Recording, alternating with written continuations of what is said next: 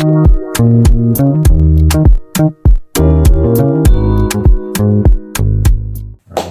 right, we're back again. K.I.T.V. And when I was in school, there was a group of black girls in my year that would bully me religiously. It didn't because they were hideous anyway. A chick that I went to uni with, her name is it doesn't matter anyways.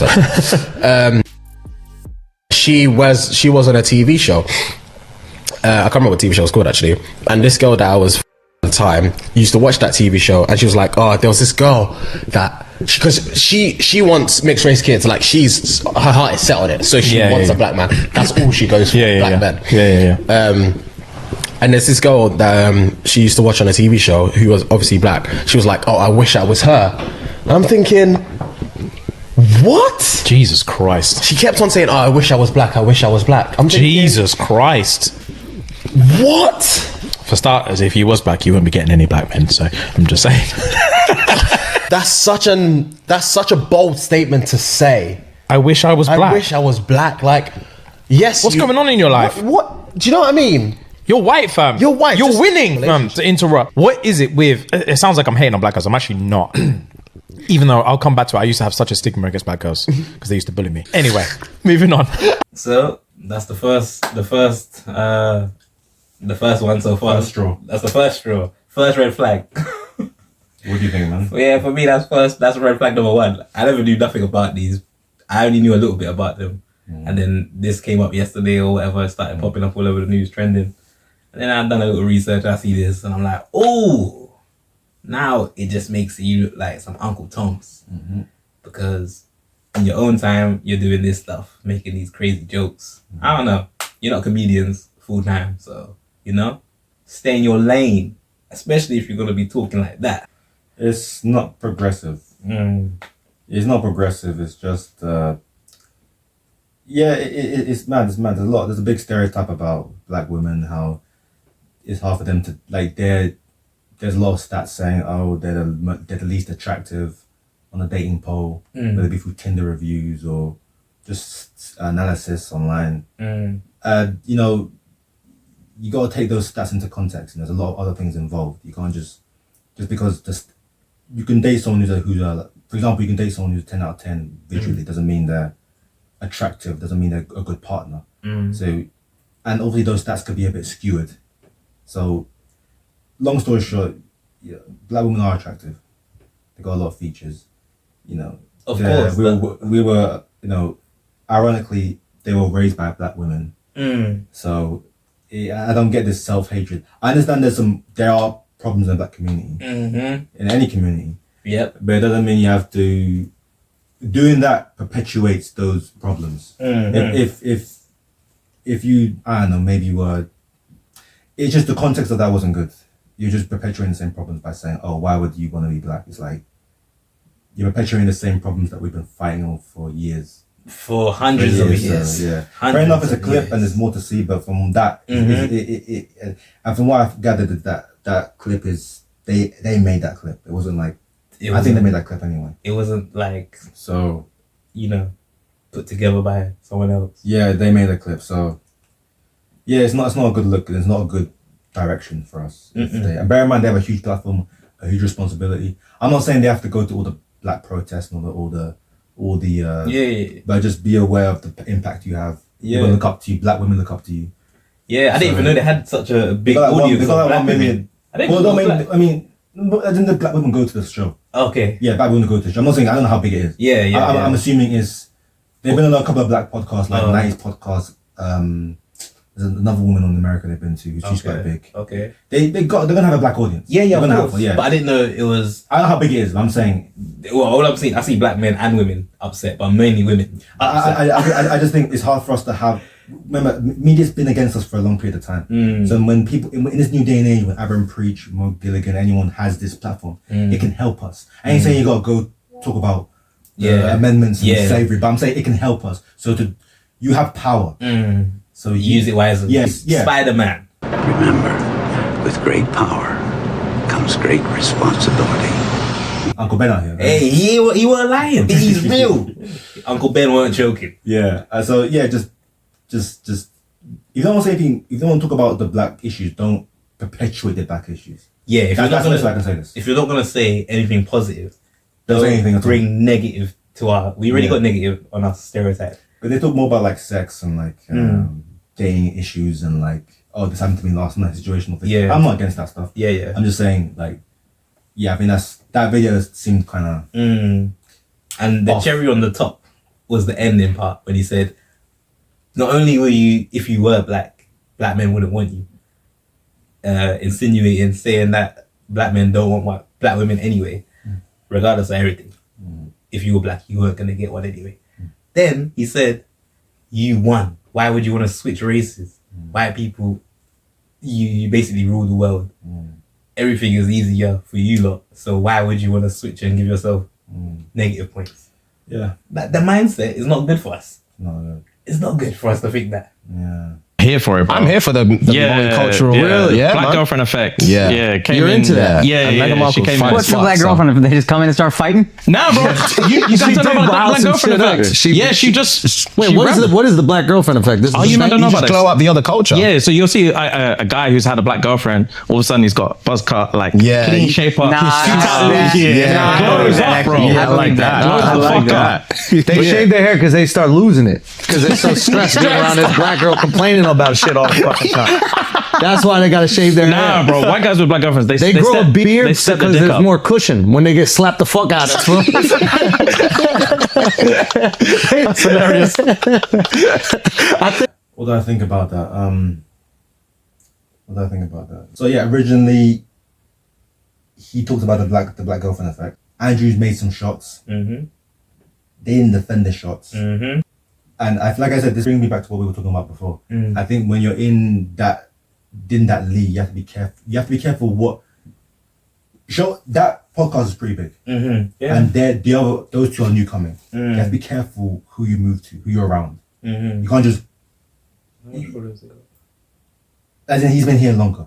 Like I've seen him like It's 3 years. flagrant. Who's flagrant? That's the name of the podcast. Oh, okay. Yeah, okay. Andrew Schultz is his own, but he has Oh, his own okay, podcast. okay. Yeah, they So- got million views. Bloody hell. Yeah, so what I'm saying is that you have to be careful when you go into a new podcast. If you're a YouTuber or anything, you have to be aware of what. Just because you go on a big podcast like Fragor doesn't mean everything's gonna be okay. They have different rules, different system, different context. So things, you can't just be the same person. That makes sense. And there's more things that will come out about you because on Shxts and Gigs, their podcast seems a lot more PR. Like organized, more packaged. Yeah, These guys seem a lot more less edited, more unfiltered. So you have to be careful. That's one thing. Just know where you're going with that one. Yeah. Like, don't just go into a random podcast just because it's big. Are you ready for that? Are you ready for that? Yeah, yeah. It's a dirty. It's a very unfiltered game. Yeah. Very unfiltered game. Is they're in the battlefield, and they weren't prepared for that battle. Look, and you have to be careful about. You have to Yeah. always know what battle's gonna happen. That's what I'm saying. Yeah. It's crazy. Yeah, like you have to know what you're doing. Yeah, You yeah. can't just do what you want. Trust me, You feel me? 100%. So that's an L for them. Yeah, and it's just not good for that one. Andrew said what he said. So he said he kept it real. Kept it real with us. He says it like it is in his brain. His views are open. He's said how it is. You like him, you don't like him. He's not hiding and pretending. But can a joke just be a joke sometimes? I'm not saying I'm not saying he shouldn't send it. I don't think he should send it. But he's a comedian. They can say what they want. That's what I'm saying. But can a joke sometimes be a joke? It can be, but it also comes with backlash because It comes back, but he's a comedian. It is They have no backlash. up to the individual. Yeah, like how everyone perceives you is gonna be from what you say. Yeah, like I said, there's some shows where they are offensive, and you can come at them all you want. Yeah. But they know they're not offensive. You know what I mean? So I think it's that sense of maybe he gets called racist all the time, but maybe he's not. You know what I mean? Or maybe he is. We don't know. Yeah, it's one of the things. So Yeah, regardless. it's not good for PR. Yeah. But like as a comedian, He's a comedian. It doesn't matter. For Shxts and Irrelevant. Gigs, you have to really think about exactly. it. It's irrelevant Yeah. for them Yeah. because I think they'll pull out of it. Yeah. But you have to really think about it. Yeah. So they were underprepared.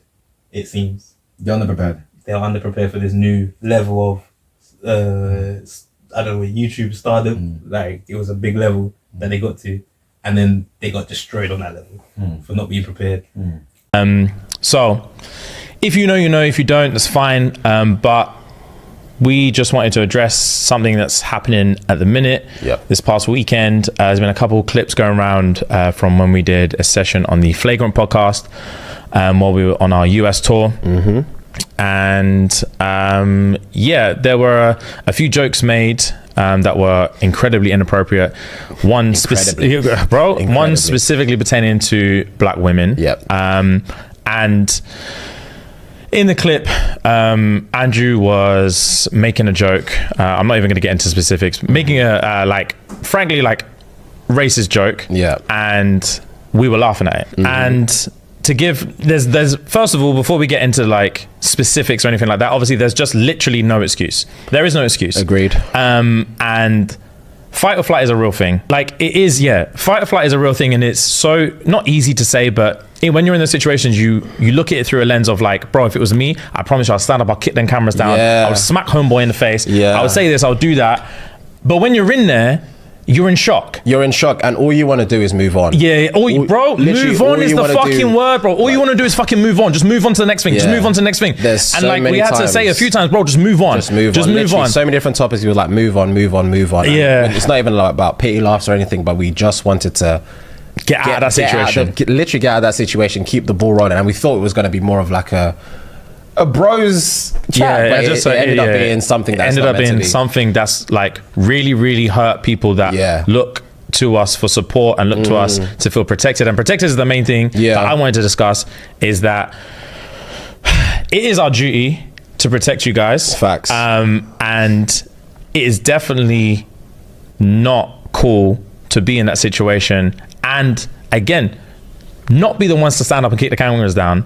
And we fucked it on that occasion. We did. It's not going to happen again.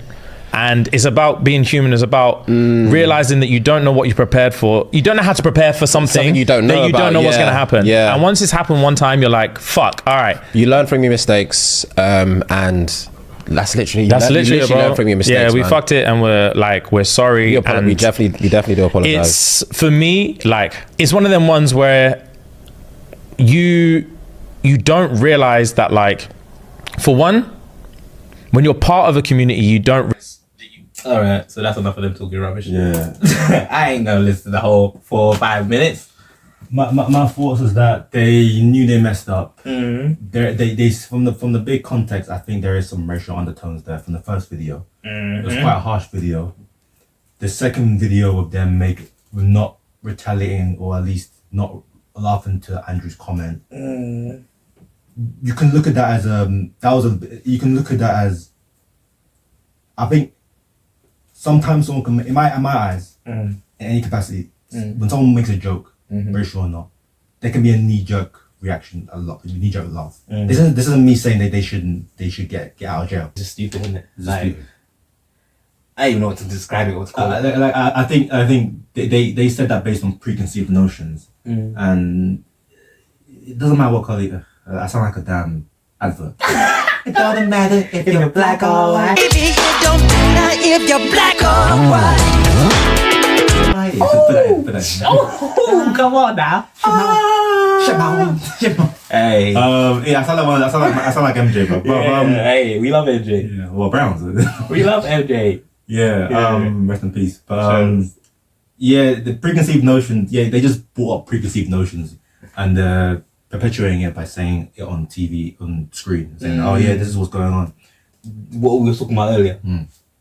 They're saying black men won't date you even if you were black, so why would you want to be black? And then we're talking about what we see. There is black love out there. Yeah, we see it all around us. Like, you know, it's not the majority of every black person is out for someone else. You know what I mean? Yeah. The apology didn't seem right. Then like they could have handled it differently. They shot themselves in the foot. Did the first video talking about why would you want to be black? White people, you won. They shot themselves in the foot. Then they shot themselves in the foot again when they let. Now they're crawling. Yeah, 2 feet Now long. wheelchair. And they let my man say them jokes. Yeah, and they laughed. Yeah. Hey, I'm looking forward to see what they do to come back, because I mean they've just been posting regularly. They've just been continuing like normal. When I typed it in, I just saw a regular upload. Okay, I had to find the apology. Okay. I found the apology will come up. I mean, like I said, business as usual. This is, to be fair, this is not a big hiccup compared to what I've seen online. This is like one of the minor ones. I hope it gets better. Yeah.